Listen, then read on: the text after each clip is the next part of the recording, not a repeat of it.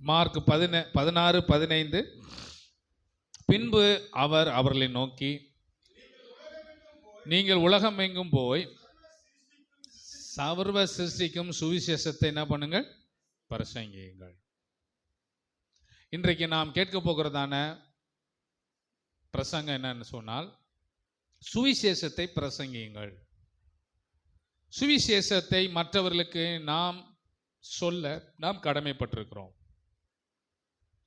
அதுக்காக தான் இயேசு கிறிஸ்து அப்போஸ்தலர்களுக்கு தரிசனமானார். அப்போஸ்தலர் 1:3 சொல்லுகிறது, அவர் பாடுபட்ட பின்பு 40 நாள் அளவும் அப்போஸ்தலருக்கு தரிசனமாகி தேவனுடைய ராஜ்யத்துக்குரியவர்களே அவர்களோடு பேசி அநேக தெளிவான திருஷ்டாந்தங்களாலே அவர்களுக்கு தம்மை உயிரோடு இருக்கிறவராக காண்பித்தார்.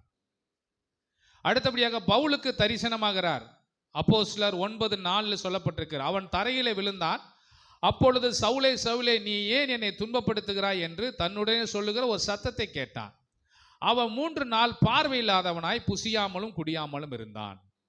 நன்றாய் கவனிங்கள். சுவிசேஷ வேலைக்காக தேவன் ஒரு மனிதனை தெரிந்தெடுக்கிறார். அப்படி தெரிந்தெடுக்கிற போது அப்போஸ்தலனாகிய பவுலை இந்த சுவிசேஷ வேலைக்கென்று தேவன் செலக்ட் பண்ணுகிறார். செலக்ட் பண்ணி அவன் தமஸ்குக்கு போகும் பொழுது ஆண்டவன் அவனுக்கு தரிசனமாகி அவனோடு கூட பேசுகிறார். அப்படி பேசும் பொழுது அந்த ஒளி அவன் கண்ணில் பட்டபடியினாலே அந்த கண் பார்வையற்றவனாக அவன் மாறிவிடுகிறான். இப்பொழுது அப்போஸ்தலர் 9:10-22 வரை நாம் வாசிக்கும் போது அனனியாவுக்கு தேவன் தரிசனமாகிறார். தமஸ்குவிலே அனனியா என்னும் பேருள்ள ஒரு சீசன் இருந்தான். அவனுக்கு கர்த்தர் தரிசனமாகி அனனியாவை என்றார். அவன் ஆண்டவரே இதோ அடியேன் என்றான். அப்பொழுது கர்த்தர், நீ எழுந்து நேர் தெருவு எனப்பட்ட தெருவுக்கு போய் யூதாவின் வீட்டிலே தர்சு பட்டணத்தானாகிய சவுல் என்னும் பேருள்ள ஒருவனை தேடு, அவன் இப்பொழுது ஜெபம் பண்ணுகிறான் என்று சொன்னான்.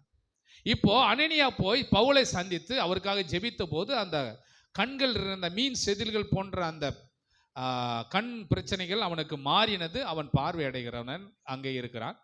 இப்பொழுது பவுலின் ஊழியம் மிகப்பெரிய ஒரு மாற்றத்தை ஏற்படுத்துகிறது. நன்றாய் கவனிங்கள். ஒரு சுவிசேஷ ஊழியத்தை செய்வதற்காக தேவன் ஒரு மனுஷனை தெரிந்தெடுத்து அந்த மனுஷனுக்கு அனனியாவை அனுப்பி அவனுக்கு அதை புரிய வைத்து ஜெபம் பண்ண வைத்து தேவன் பவுலை பிரதேட்சமாக சுவிசேஷ ஊழியத்துக்கென்று தேவன் பவுலை நியமிக்கிறார். பவுலுடைய ஊழியம் ஒரு தாக்கத்தை ஏற்படுத்துகிறது. நிருபங்கள் பாருங்க, நிறைய நிருபங்களை அவர் தான் எழுதுகிறார். மத்தேயு, மார்க்கு, லூக்கா, யோவான் இந்த புஸ்தகங்களை தவிர மற்ற புதிய ஏற்பாட்டில் இருக்கிற அநேக புஸ்தகங்களை எழுதுவதற்கு மிகுந்த உதவியாக இருந்தவர் இந்த அப்போஸ்தலனாகிய பவுல். சவுலுடைய ஊழியத்தின் தாக்கம் மிகப்பெரிய மாற்றத்தை கொண்டு வந்தது. அந்த அப்போஸ்தலர் 9:18 சொல்றது, உடனே அவன் கண்கள் இருந்த மீன் செதில் போன்ற விழுந்தது, அவன் பார்வையடைந்து எழுந்திருந்து ஞானஸ்தானம் பெற்றான். பாருங்க, ஒரு மனுஷனை கர்த்தர் செலக்ட் பண்றார், ஒரு அனனியாவை அனுப்புகிறார், ஜெபம் பண்ணுகிறார், அற்புதங்கள் நடக்கிறது. நன்மையை பெற்றவன் உடனே செய்கிற விஷயம் என்ன தெரியுமா? உடனே ஞானஸ்தானம் எடுத்துக்கொள்கிறான். ஆனா நம்ம ஊர்ல தான் வித்தியாசமா இருக்கு. ஞானஸ்தானம் எடுக்கிறதுக்கு 1 வருஷம் ஆகுது. சர்ச்சுக்கு வந்து ஞானஸ்தானம் எடுக்கிறதுக்கு எத்தனை ஆண்டு ஆகுது? 1 வருஷம் 6 மாசம். இவன் பாருங்க, பார்வை அடைந்தான், எழுந்திருச்சான், ஞானஸ்தானம் விட்டான். கந்தக மந்திரி போறான், பிலிப்பு ஓடி போய் அந்த ரத்தத்தை சேர்ந்து கூட, இப்ப நான் என்ன செய்ய வேணும்னா, தண்ணி இருக்கிறது ஏன் இதுக்கு தடையா இருக்கிறது, இவ்வளவுதானே உண்மையான தேவன், வா இன்னைக்கே ஞானஸ்தானம். அப்படி ஒரு மாற்றம் மக்களுக்குள்ள வருகிறதா? இல்ல. மக்கள் அதை யோசிக்க மாட்டாங்க. என்ன சொல்றாங்கன்னா, நாங்க சர்ச்சுக்கு வரோம், ஆனா ஞானஸ்தானம் இப்ப எங்களுக்கு வேணாம். ஏன்? எங்க அம்மா இருக்காங்க, அவங்களுக்கு நல்லது பண்ணோம். எங்க அப்பா இருக்கிறாங்க, அவங்களுக்கு நல்லது பண்ணோம். அடுத்து எனக்கு ஒரு பிரார்த்தனை இருக்கிறது, அதெல்லாம் முடிச்சுட்டு நான் ஞானஸ்தானம் எடுத்துக்கிறேன். அது செல்லாது. நீ உண்மையான தேவனை அறிந்து கொண்டால், உண்மையாகவே தேவன் மேல் அன்பு செலுத்தினால் இன்றைக்கே ரட்சணிய நாள். ஆமே. இப்படிப்பட்ட ஒரு தாக்கம் மனிதர்களுக்குள்ளாக வர வேண்டும். ஆனால் யாரும் அப்படி எடுப்பதில்லை. எழுந்திருந்து ஞானஸ்தானம் பெற்றான். அடுத்து 20வது வசனம் சொல்லுகிறது, தாமதமின்றி கிறிஸ்து தேவனுடைய குமாரன் என்ற ஆலயங்களில் என்ன பண்ணாரு? பிரசங்கம் பண்ண ஆரம்பிச்சிட்டார். எவ்வளவு எல்லாமே சடனா நடக்குது. தமஸ்குல தரிசனம் மாறாரு, பேசுறாரு. 3 நாள் இவர் கண்ணு தெரியாம கிடக்காரு, அனனியாவை அனுப்பி ஜெபம் பண்றாங்க, அற்புதம் நடக்குது. உடனே ஞானசானம் நடக்கிறான். ஞானசானம் எடுத்தது மாத்திரமல்ல, தாமதமின்றி கிறிஸ்து தான் தேவனுடைய குமாரன் என்று என்ன ஆலயங்கள் சொல்லுங்க என்ன பண்ண ஆரம்பிச்சிட்டாரு? பிரசங்கம் பண்ண ஆரம்பிச்சிட்டார். நம்முடைய வாழ்க்கையில நாம் ஞானசானம் எடுத்திருக்கிறோம், கிறிஸ்து தான் தேவனுடைய குமாரன் என்று நாம் மற்றவர்களுக்கு சொல்லி கொண்டிருக்கிறோம். அப்படித்தானே சொல்றீங்களா இல்லையா? மற்றவர்களுக்கு சொல்லுகிறோம். அப்ப பவுலுடைய வாழ்க்கையில ஏற்பட்ட மாற்றம் எதற்காக தேவன் அழைத்தாரோ அந்த நோக்கத்தை அவன் நிறைவேற்றுகிறவனாக இருந்தான். ஞாயிற்றுக்கிழமை ஆராதனைக்கு வர்றது, அதுக்கப்புறம் அடுத்த ஞாயிற்றுக்கிழமை ஆராதனைக்கு வருவது ஒரு விசுவாசிக்கு அடையாளம் அல்ல. ஞாயிற்றுக்கிழமை ஆராதனைக்கு வருகிறோம், எதற்காக வருகிறோம்?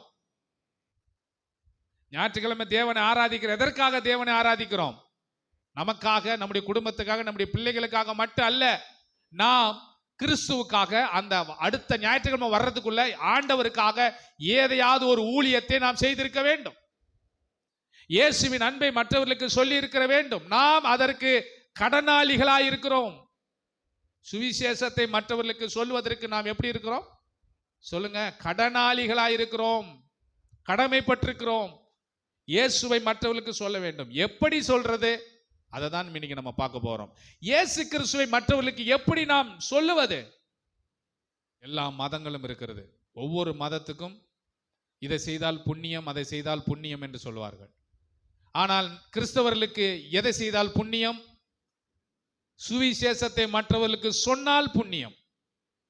அதுதான் நமக்கு கிடைத்திருக்கிற பாக்கியம். ஆண்டவருக்காக நான் ஒன்றை செய்ய வேண்டும் என்று சொன்னால் ஒன்று செய்யலாம், நான் சுவிசேஷத்தை மற்றவர்களுக்கு சொல்ல வேண்டும். என்ன சுவிசேஷம்? இயேசுதான் வழி, இயேசுதான் இரட்சகர். 1 யோவான் 3:1 சொல்லுகிறது, நாம் தேவனுடைய பிள்ளைகள் என்று அழைக்கப்படுவதனால் பிதாவானவர் நமக்கு பாராட்டின அன்பு எவ்வளவு பெரிதென்று பாருங்கள். உலகம் அவரை அறியாதபடினால் நம்மையும் அறியவில்லை. நல்ல கவனிங்க. நமக்கு இந்த சுவிசேஷ ஊழியத்தை செய்ய போகிற கிறிஸ்துவ விசுவாசிகளாய் இருக்கிற நமக்கு பிதாவாகிய தேவனுக்கும் கிறிஸ்துவுக்கும் நமக்கு என்ன உறவுன்னா பிள்ளைகள் என்கிற உறவு. அப்படியானால் நாம் என்ன சொல்ல போகிறோம்? பிள்ளை என்கிற உறவை கடவுள் எனக்கு, கர்த்தர் எனக்கு தந்திருக்கிறார், இயேசு எனக்கு தந்திருக்கிறார். நான் என் அப்பாவை பற்றி மற்றவர்களுக்கு நான் சொல்ல போகிறேன். என் கடவுள், என் தேவன், எங்க அப்பா, நாங்கள் ஆராதிக்கிற இயேசு எப்படிப்பட்டவர் என்கிறதை நாம் சொல்லுகிறோம். அதுதான் இந்த விபிஎஸ்ல பிள்ளைகளுக்கு என்ன பண்ணுகிறோம்? பிள்ளைகளுக்கு என்ன சொல்றோம்? இந்த விபிஎஸ் நாட்கள்ல பிள்ளைகளுக்கு இயேசு கிறிஸ்துனுடைய பிறப்பை குறித்து, இயேசு எப்படிப்பட்டவர் என்பதை குறித்து பிள்ளைகளுக்கு நாம் சொல்லிக் கொடுக்கிறோம். அறியாத பிள்ளைகளுக்கு அந்த ஊழியத்திலே பங்கு பெறுகிறதான ஒவ்வொருவருக்கும் நிச்சயமாக பரலோகத்திலிருந்து பிரதிபலன் உண்டு. இன்றைக்கு அதை நம்ம விதைகளாக விதைத்துக் கொண்டிருக்கிறோம். இயேசுவை மற்றவர்களுக்கு அறிவிப்பதற்கு நமக்குள்ளே தயக்கம் இருக்கக்கூடாது. எப்படிப்பட்ட முறையிலே நாம் இயேசுவை நாம் மற்றவர்களுக்கு சொல்ல வேண்டும்?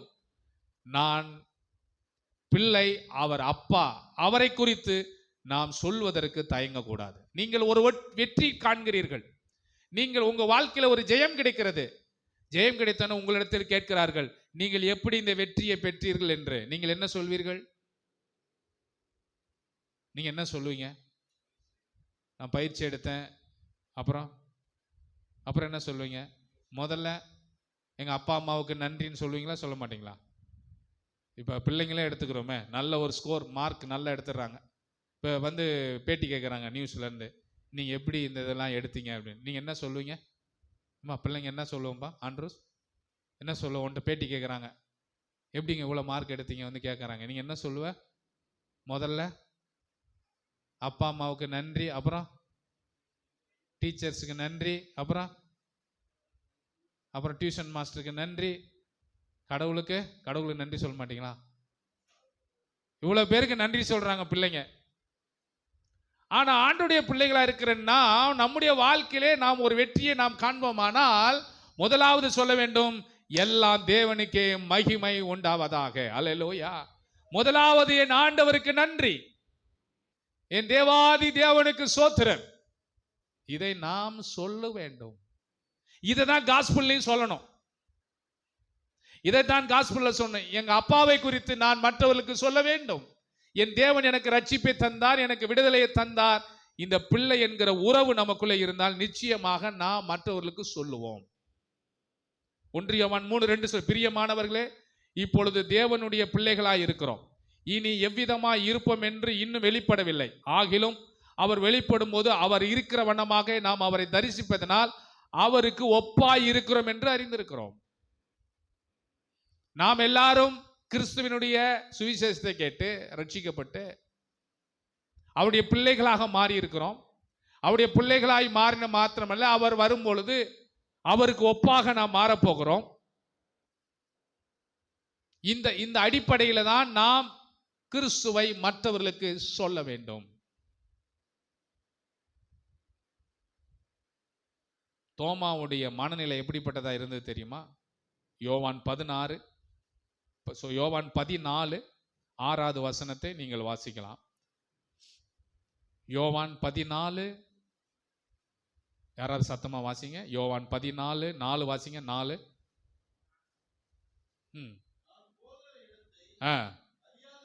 அறியாதிருக்கிறீர்கள், வலியையும் அறியாதிருக்கிறீர்கள் என்றார்.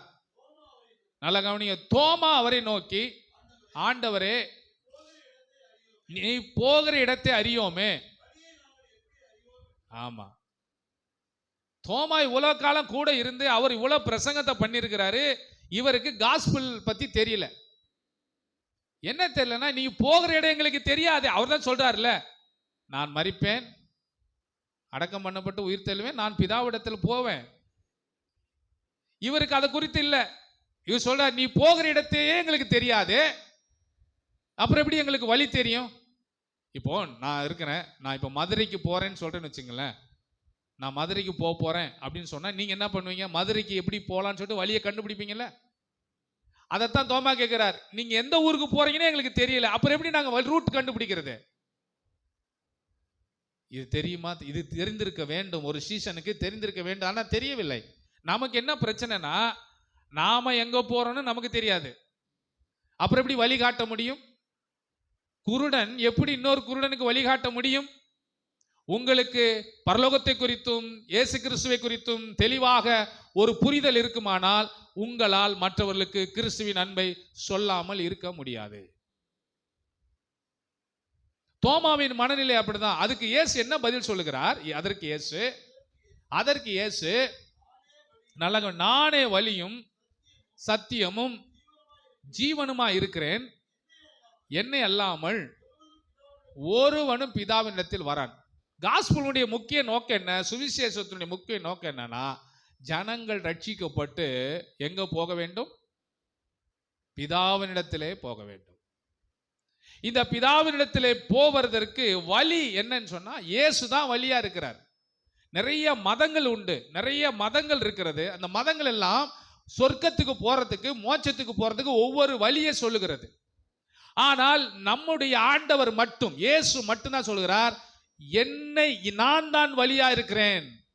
என்னை நீங்கள் கடைபிடித்தால், என்னை பின்பற்றினால் நீங்கள் லகுவாக அந்த இடத்துக்கு போக முடியும் என்று சொல்லுகிறார். நன்றாக கவனிங்கள். சுவிசேஷனுடைய முக்கிய நோக்கம் என்ன தெரியுமா? எட்டர்னல் லைஃப், நித்திய ஜீவன் மக்களுக்கு சொல்ல வேண்டும். ஜனங்களுக்கு எப்படி நீங்க சுவிசேஷம் சொல்ல போறீங்க? சுவிசேஷம் எப்படி சொல்லுவீங்க? இப்போ ஒருத்தர் திடீர்னு பார்க்குறீங்க, அவருக்கு சுவிசேஷம் சொல்லணும், உங்களுக்கு ஒரு ஆசை வருது. எப்படி ஸ்டார்ட் பண்ணுவீங்க சுவிசேஷத்தை? ஃபர்ஸ்ட் விசாரிப்பீங்களா? சரி, ஃபர்ஸ்ட் பழக்கத்தை ஏற்படுத்தி கொள்வீங்க. பழக்கத்தை ஏற்படுத்திட்டீங்க, நல்லா அவர் உங்களை ஃப்ரெண்டா பேசுறாரு, பழகுறாரு. இப்போ ஒரு டீ கடையிலையோ ஒரு பெஞ்சிலையோ உட்காந்து, அவர் ஆப்போசிட்ல உட்காந்துருக்காரு, நீங்க உட்காந்துருக்கீங்க. இப்போ நீங்க ஸ்டார்ட் பண்ணணும். எப்படி ஸ்டார்ட் பண்ணுவீங்க? நன்மையை நம்ம சாட்சியை அவருக்கு சொல்லலாம். அவங்களுடைய பிரச்சனை என்னத்தை கேட்டு நம்ம சுவிசேஷம், இதெல்லாம் மெத்தட்ஸ். ஓகேவா? இதெல்லாம் நம்ம கையாளுகிற விதங்கள்.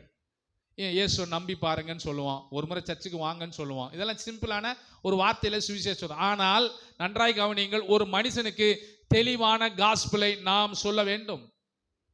அதுக்குன்னு ஒரு நேரத்தை எடுக்க வேண்டும். எப்படி தெரியுமா? ஒரு 20 நிமிஷம் உங்க கூட பேசலாமா அப்படின்னு டைம் கேளுங்க. ஒரு 20 மினிட்ஸ் உங்க நேரத்தை எனக்கு கொடுக்க முடியுமா அப்படின்னு கேட்டால் அவர் சொல்ல எஸ், கொஞ்ச நேரம் பேசலாம். அதுக்கு முன்னாடி அவருக்கு உங்களிடத்தில் நல்ல பழகினவராக இருக்க வேண்டும். சும்மா ரோட்ல போன உங்களோட 20 நிமிஷம் பேசலாமா அப்படின்னா போயா அப்படின்னு போயிடுவான். அதுக்கு முன்னாடி கொஞ்ச நேரம் பழக, பேசி, கொஞ்சம் ஃபேமிலி ஃப்ரெண்டா தெரிஞ்ச அப்படி அறிமுகமாக்கி கொள்ளணும். எங்க பார்த்து சார் வணக்கம் சார் அப்படி கொஞ்சம் பழக்கத்தில் இருந்தால் மாத்திரம் இந்த 20 நிமிஷம் அவர் உங்களுக்கு கொடுப்பார். இந்த 20 நிமிஷத்துல நீங்கள் கேட்க வேண்டும், நான் உங்களிடத்தில் ஒரு கேள்வியை கேட்கலாமா சார், இல்ல பிரதர் இல்ல சிஸ்டர், ஏதாவது ஒரு வார்த்தை அந்த இடத்துக்கு தகுந்தோம். என்ன கேள்வி? சரி, நம்ம இந்த உலகத்துல வாழ்ந்து கொண்டிருக்கிறோம், நல்லா குடும்பம், பிள்ளைகள் எல்லாம் நல்ல வசதி வாய்ப்புகள், நல்லா சம்பாதிக்கிறோம், காரு வீடு எல்லாம் நமக்கு இருக்கிறது. நம்முடைய உயிர் போய்விட்டால் நம்முடைய ஜீவனுக்கு மதிப்பு என்ன? நம்முடைய உயிருக்கு மதிப்பு என்ன? வேல்யூ தெரியுமா? தெரிஞ்சா சொல்றீங்களா? இல்ல இதோட நம்முடைய வாழ்க்கை முடிந்து விடுமா? மரணத்தை குறித்து உங்களுடைய நம்பிக்கை என்ன? அவர் சொல்லுவார், மரணம் என்பது வாழ்க்கையினுடைய முடிவு தானே, மரணத்துக்கு பின்பு ஒன்றும் இல்லையே அப்படின்னு சொல்லுவார். அதில் நீங்கள் அவர் சொல்கிறத கவனிங்க. மரணத்துக்குன்னு ஒன்றும் இல்லை சார், அவ்வளோதான், மரணம் வந்துட்டா முடிஞ்சு போச்சு. நான் உங்களுக்கு ஒன்று சொல்லட்டுமா? சொல்லுங்க. மரணத்துக்கு பின்பு ஒரு வாழ்வு இருக்கிறது. அந்த வாழ்வை குறித்து உங்ககிட்ட கொஞ்சம் பேசலாமா? என்னது, மரணத்துக்கு பின்பாடி வாழ்க்கை இருக்கிறதா? நான் இதுதான் வாழ்க்கை என்று நினைத்து கொண்டிருக்கிறேனே. இல்லை, மரணத்துக்கு பின்பு ஒரு வாழ்வு இருக்கிறது. அதை குறித்து நான் உங்களிடத்தில் நான் பேசுகிறேன். என்ன வாழ்க்கை இருக்கிறது? நீங்கள் இயேசு கிறிஸ்துவை எப்படி நீங்கள் பார்க்கிறீர்கள்? அப்படி ஆரம்பிச்சு அவங்களுக்கு ஒரு தெளிவான சுவிசேஷத்தை சொல்வதற்கு தேவன் நமக்கு வார்த்தைகளை வைத்திருக்கிறார். தோமாவின் மனநிலை அப்படிப்பட்டதாக இருந்தது. பரலோகத்தை குறித்ததான புரிதல் இல்லை, பிதாவை குறித்ததான புரிதல் இல்லை, இயேசு கிறிஸ்து எதற்காக வந்தார் என்கிற புரிதல் இல்லை. எல்லாத்தையும் போட்டு ஒரு குழப்பமான சூழ்நிலையிலே இருக்கிறார்கள். ஆனால் நாம் ஒன்றை புரிந்து கொள்ள வேண்டும், தெளிவான சுவிசேஷத்தை மக்களிடத்திலே நாம் சொல்ல கடமைப்பட்டிருக்கிறோம். அது என்ன தெளிவான சுவிசேஷம்னா, நித்திய ஜீவனை குறித்து தான் சுவிசேஷத்தை சொல்ல வேண்டும். வீடு தருவார், ஆசீர்வதிப்பார், சுகமாக்குவார், அப்படி ஆக்குவார் இல்ல, சுவிசேஷம் கிடையாது. நித்திய ஜீவன் ஒன்று இன்று இருக்கிறது. மரணத்துக்கு பின்பு 2 இடம்தான் நாம் சொல்ல வேண்டும். ஒன்று, இயேசு கிறிஸ்துவை நம்பி ரட்சிக்கப்பட்டு இருந்தால் உங்களுக்கு பரலோகம். இயேசுவை அறியாதவர்கள் மரித்தால் எங்கே போவார்கள்? பாதாளம், நரகத்துக்கு போய்விடுவார்கள். பாதாளத்துக்கு போய்விடுவார்கள். நாம் இயேசுவை நம்பி இருக்கிறோம். எவ்வளோ ஜனங்களுக்கு இந்த நம்பிக்கை இல்லை. சிலர் சொல்லுவார்கள், இந்த நரகத்தை காமிச்சு படம் காமிச்சு ஏமாத்துறாக கிறிஸ்தவர்கள். நாங்க ஏமாத்தல. ஒரு நாள் வருகிறது, வெட்ட வெளிச்சமாக எப்படி இந்த பூமி தெரிகிறதோ அதே போல பாதாளம் ஒரு நாள் தெரியும். அன்றைக்கு கதறுவார்கள், கூப்பாடு செய்வார்கள், அழுவார்கள், புலம்புவார்கள். யாரும் காப்பாற்ற முடியாது. யாரும் காப்பாற்ற, நாங்கள் பயமுறுத்துற செய்தியை சொல்லவில்லை, உண்மையாக இனி நடக்க போகிற செய்தியை நாங்கள் சொல்லிக் கொண்டிருக்கிறோம். இயேசு கிறிஸ்து சீக்கிரத்தில் வரப்போகிறார். வந்து உயிர்த்தெழுதலும் நடக்க போகிறது, நியாய தீர்ப்பு நடக்க போகிறது. மரணத்துக்கு பின்பு மனுஷனுக்கு வாழ்வு இருக்கிறது. சரி, கிறிஸ்தவங்களுக்கு தானே அந்த வாழ்வு, நாங்கெல்லாம் பரவாயில்ல, எப்படின்னா நாங்க போயிட்டு போறோம் அப்படின்னு சொல்ல முடியாது. ஏனென்று சொன்னால், இதுக்கு முன்பாக மரித்தவர் எல்லாரையும் தேவன் உயிரோடு கூட எழுப்புவார். உங்களுக்கு தெரியுமா? ஆண்டவரை அறிந்தவர்கள், ஆண்டவரை அறியாதவர்கள் யாரெல்லாம் இதுவரைக்கும் மரித்திருக்கிறார்களோ அவங்க கடல்ல மரித்திருக்கலாம், நெருப்புல விழுந்து செத்திருக்கலாம், வேற யாராவது சுட்டு கொண்டிருக்கலாம், எப்படி வேணாலும் மிருகங்கள் அடித்து செத்திருக்கலாம், எப்படி வேணாலும் மனிதனுக்கு மரணங்கள் வந்து மரித்து போயிருக்கலாம். ஆனால் வசனம் சொல்லுகிறது, வாசிக்கலாமா அந்த வசனத்தை? அனைவருக்குமான உயிர்த்தெழுதல் ஒன்று இருக்கிறது, அதை நாம் புரிந்து கொள்ள வேண்டும். வாசிக்கலாம். யோவான் 5ஆம் அதிகாரம் 25வது வசனத்தை யாராவது ஒருவர் வாசிங்கள். யோவான் 5:25. மரித்தோர், நல்ல கவனிங்க, மரித்தோர் தேவகுமாரனுடைய சத்தத்தை கேட்கும் காலம் வரும், அது இப்பொழுதே வந்திருக்கிறது, அதை கேட்கிறவர்கள் பிழைப்பார்கள் என்று மெய்யாகவே மெய்யாகவே உங்களுக்கு சொல்லுகிறேன். ஏனெனில் தம்மில் தாமே ஜீவனுடையவராய் இருக்கிறது போல அருள் செய்திருக்கிறார்.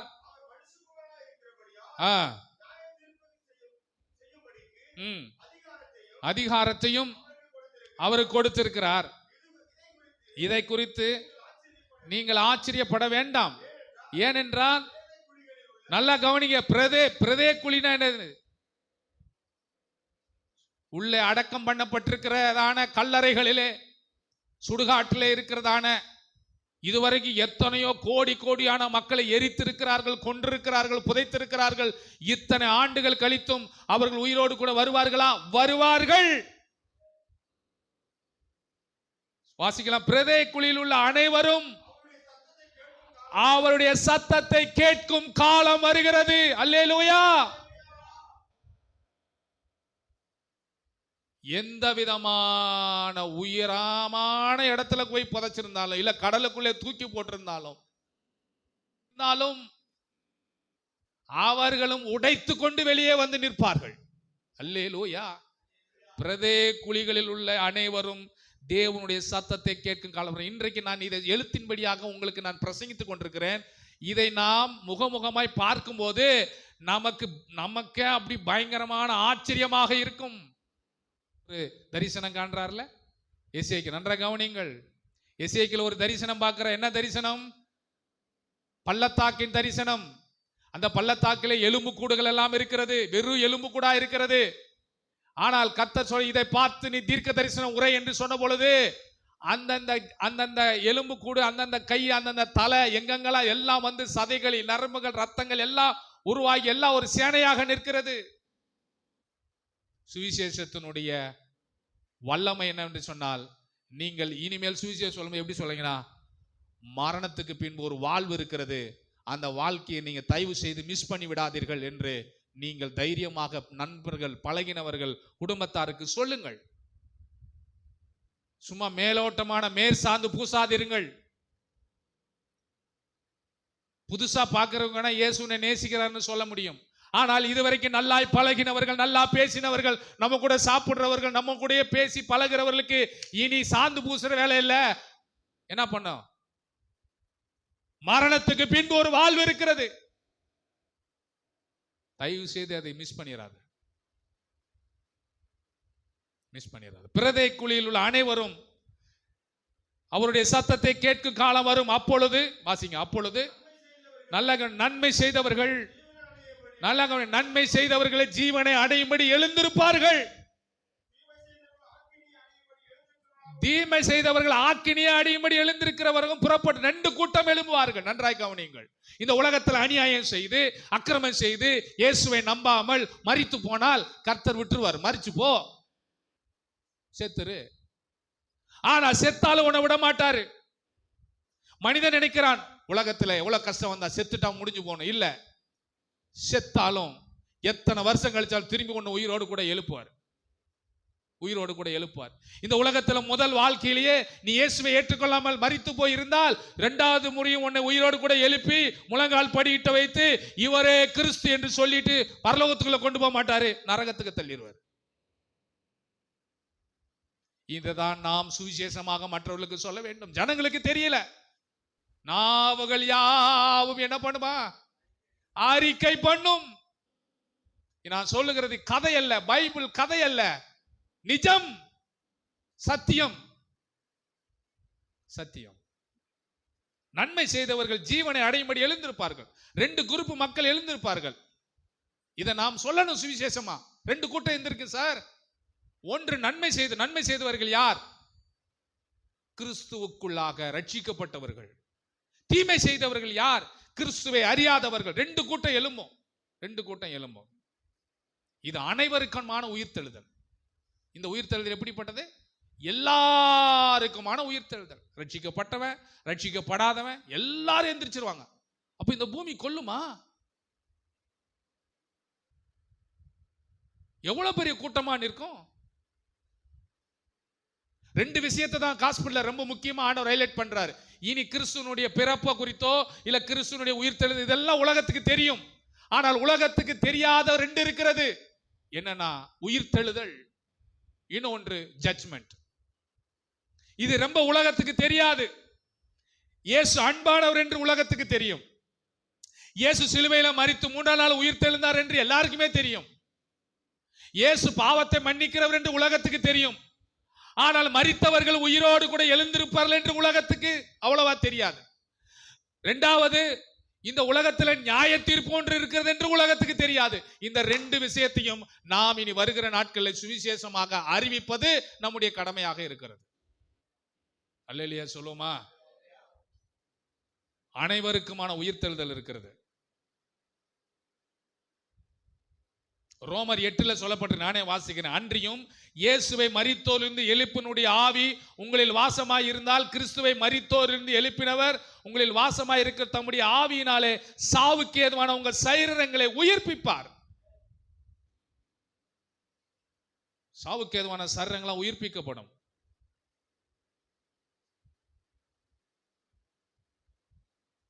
ஒன்னு தெசலோனிக்கேயர் 4 சொல்லப்பட்டிருக்கிறது. அன்றியும் சகோதரரே, நித்திரை அடைந்த நிமித்தம் நான் நம்பிக்கையற்றவள் மற்றவர்கள் போல் துக்கித்து அறிவில்லாது இருக்கிறது எனக்கு மனதில்லை. கிறிஸ்துவானவர் எப்படி அவர் மரித்து 3ஆம் உயிர்த்தெழுந்து போனாரோ அது போல திரும்ப வருவார். இதெல்லாம் நடக்க போகிறது. இன்றைக்கு நாம் பேசிக் கொண்டிருக்கிறேன். இதெல்லாம் ஒரு நாள் படக்காட்சி போல் நடக்க போகிறது. அந்த நேரத்தில் என்ன பண்ண போகிறார்கள்? உலகம் என்ன செய்ய போகிறது?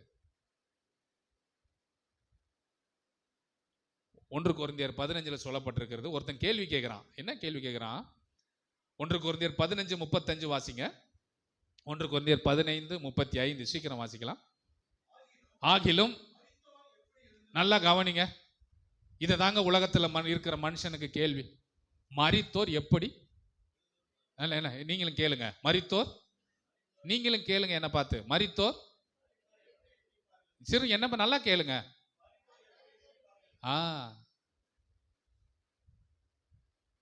அடுத்தது கேளுங்க. 2வது கேள்வி கேளுங்க. எப்படிப்பட்ட?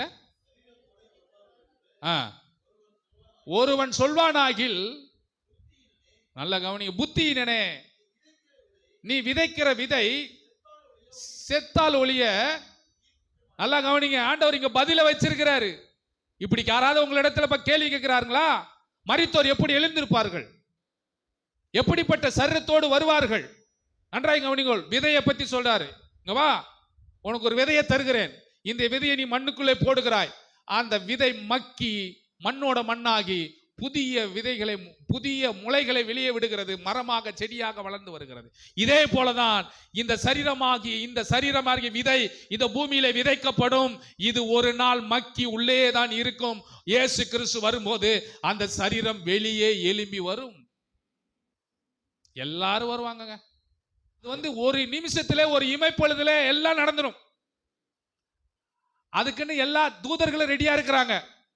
சிருஷ்டி, இந்த பூமி ஆவலா இருக்கிறது, எப்போ நீங்க வருவீங்க அப்படின்னு.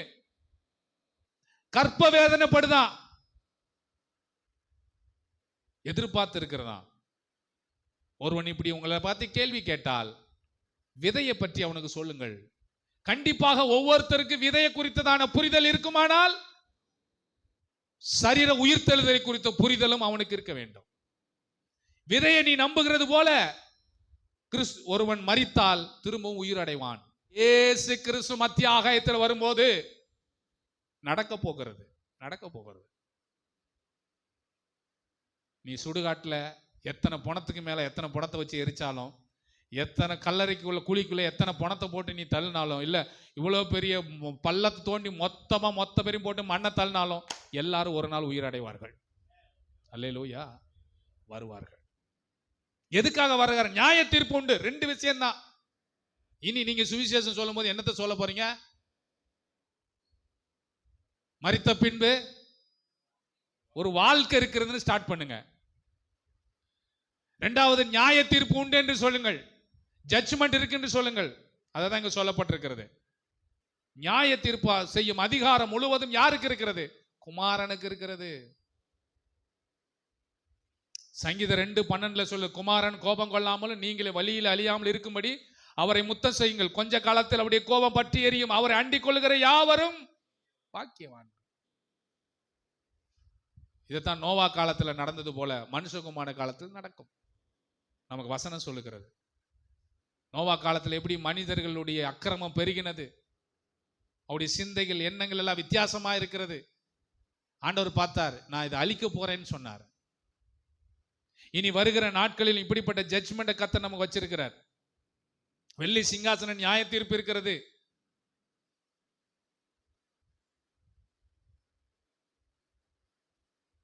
நியாய தீர்ப்பு செய்ய அதிகாரம் முழுவதும் இயேசு கிறிஸ்துவுக்கு தான் கொடுத்திருக்கிறார். அவர் ராஜாவா உட்கார்ந்து இருப்பார். பிரசங்கத்தை முடிச்சிருவோம், நிறைய இருக்கு, உங்களுக்கு புரிஞ்சிருக்குன்னு நினைக்கிறேன். இப்போ அவர் சிங்காசனத்தில் உட்கார்ந்து இருப்பார். நமக்கு தெரியும், வலது இடது பக்கத்தில் நிற்பார்கள். அவர் சொல்றாரு, நான் அவன் செய்த கிரியைகளுக்கு தக்க பலன் என்னோடு கூட வருகிறது.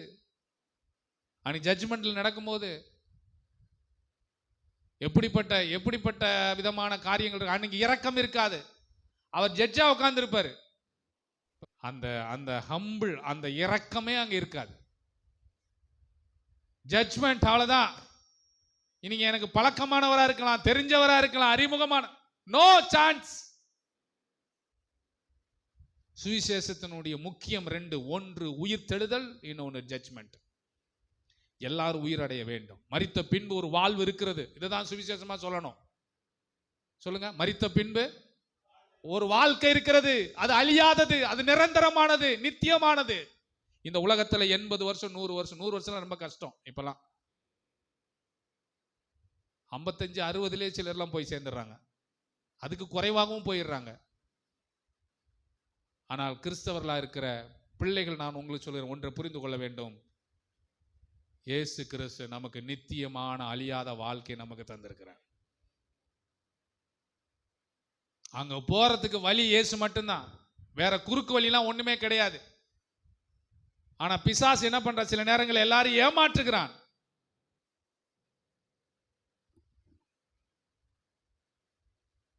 நோவா காலத்தில் நடந்தது போலவே மனுஷகுமார காலத்தில் என்ன பண்ணுமா சொல்லுங்க, நடக்கும். இந்த ஞாயிற்றுக்கிழமை, இந்த மாதத்தினுடைய கடைசி ஞாயிற்றுக்கிழமை செய்தியை கேட்டு போறோம். என்ன செய்தி? மரித்த பின்பு ஒரு வாழ்வு இருக்கிறது. அதை மிஸ் பண்ணிடாதீங்க.